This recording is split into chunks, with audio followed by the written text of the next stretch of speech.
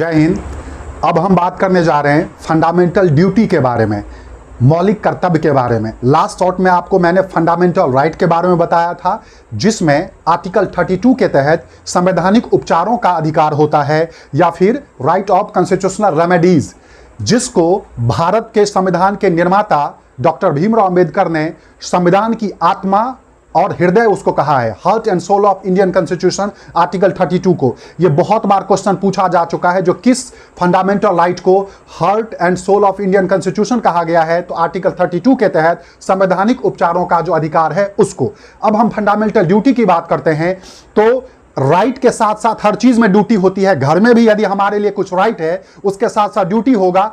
तो आपको बता दूं, आर्टिकल एक्चुअली सबसे पहले बताऊं, मूल संविधान मतलब जब हमारा कॉन्स्टिट्यूशन बना था, उस कॉन्स्टिट्यूशन में फंडामेंटल ड्यूटी के बारे में कोई मेंशन नहीं था। बाद में हमारे कॉन्स्टिट्यूशन में अमेंडमेंट करके 42nd कॉन्स्टिट्यूशन अमेंडमेंट 1976 के द्वारा अमेंडमेंट किया गया, और अमेंडमेंट करके हमारे देश में सभी नागरिकों के लिए मौलिक कर्तव्य जो है वो जोड़े गए।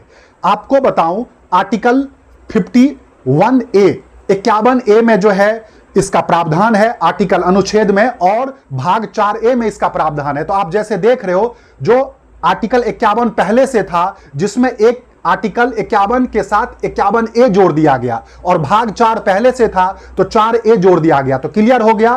पार्ट 4A और आर्टिकल 51A में जो है हमारे मौलिक कर्तव्य का वर्णन है। मौलिक कर्तव्य जो है हमारे संविधान में कहां से अडॉप्ट किया गया है? रूस से, रसिया से अडॉप्ट किया गया था। दूसरी बातें, एक चीज है जो कांग्रेस की सरकार थी उस समय में, और किस में, तो जो उस समय आपातकाल था 1975 से लेकर 1977 तक, उस आपातकाल के दौरान कांग्रेस सरकार ने सरदार स्वर्ण सिंह कमेटी के रिकमेंडेशन पे इसको जो है लागू किया था।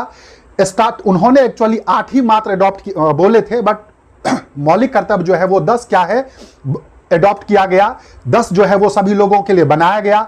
आज के डेट में टोटल 11 फंडामेंटल ड्यूटी है, क्योंकि 86वें संविधान 86 कॉन्स्टिट्यूशन अमेंडमेंट 2002 के द्वारा एक 11वां और जोड़ा गया, जो 6 से 14 साल तक के बच्चों को उसके माता पिता या संरक्षक के द्वारा जो है प्रॉपर शिक्षा दिलाया जाएगा।